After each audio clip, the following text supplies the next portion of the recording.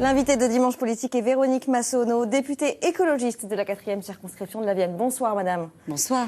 Demain, les agriculteurs promettent de nouvelles actions après le blocage de La Rochelle en début de semaine. Les rallonges budgétaires promises par le ministre de l'Agriculture ne suffiront pas, selon eux, à enrayer la crise qu'ils traversent. Mêmes acteurs et mêmes scénarios que l'été dernier. Comment se fait-il que le gouvernement n'ait pas réglé ce dossier au premier épisode ? On paye un système d'agriculture très très ancien. Ça fait des années qu'on a ce système-là. On voit aujourd'hui qu'il a ses limites. Malheureusement, on a donc demandé à ces agriculteurs de produire intensément, de produire de plus en plus.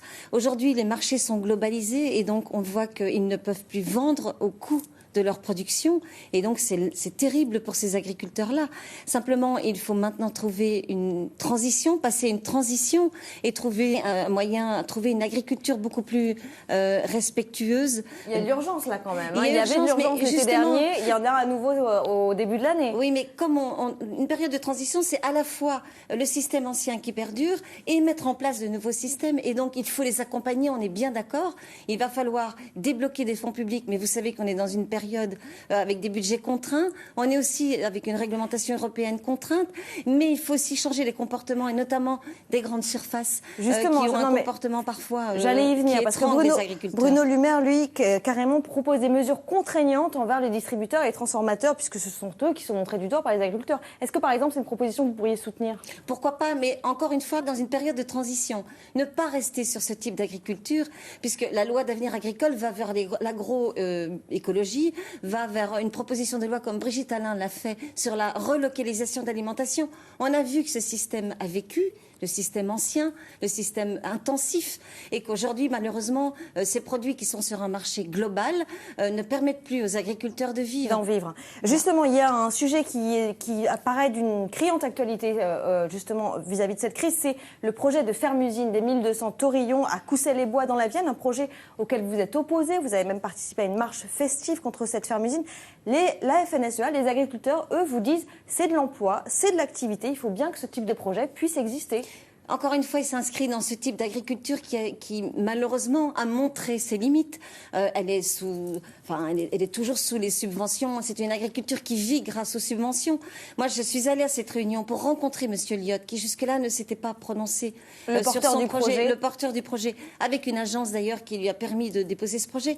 Il va créer 2 emplois sur cette exploitation, et en fait on va subir tous les inconvénients d'une exploitation, d'une usine d'engraissement comme celui-là, puisque la viande qui va être produite là n'est pas pour la production française, elle va être exportée dans les pays du Maghreb.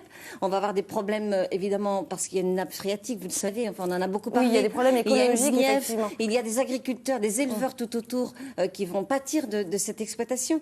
On essaie d'avoir un vrai échange, mais c'est difficile parce qu'on est sur 2 modèles très différents.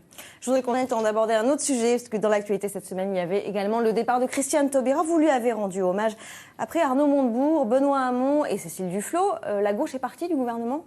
Christiane Taubira, d'abord, moi je voulais dire que c'était une femme juste et loyale, et au moment du mariage pour tous, elle a permis que toutes les familles soient reconnues, et le mariage homosexuel et l'adoption, et c'est quelqu'un qui a malheureusement été la cible d'attaques sexistes innommables, indignes, et je vais la regretter, c'est évident. Je vais regretter Christiane Taubira, je vais regretter la ministre, évidemment. Mais vous avez quitté Europe Écologie Les Verts, oui, que vous jugiez trop radical. Est-ce que justement résister, c'est partir ou rester ? Parce que vous voulez rester. Mais moi je vais rester, oui. Je suis dans une majorité. On a eu un accord au départ avec les socialistes, et donc je continue de travailler. C'est pas facile, hein. Et d'ailleurs, comme Christiane Taubira, je suis contre la déchéance des nationalités. Mais vous avalez les couleuvres.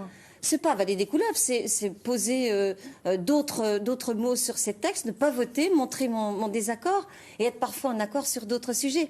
Christiane Taubira devait porter ce texte, cette modification de la Constitution. C'était beaucoup trop difficile. Elle a été cohérente, mais je vais la regretter. Merci beaucoup, Véronique Massonneau, d'être venue. On passe maintenant le relais au Journal des Sports.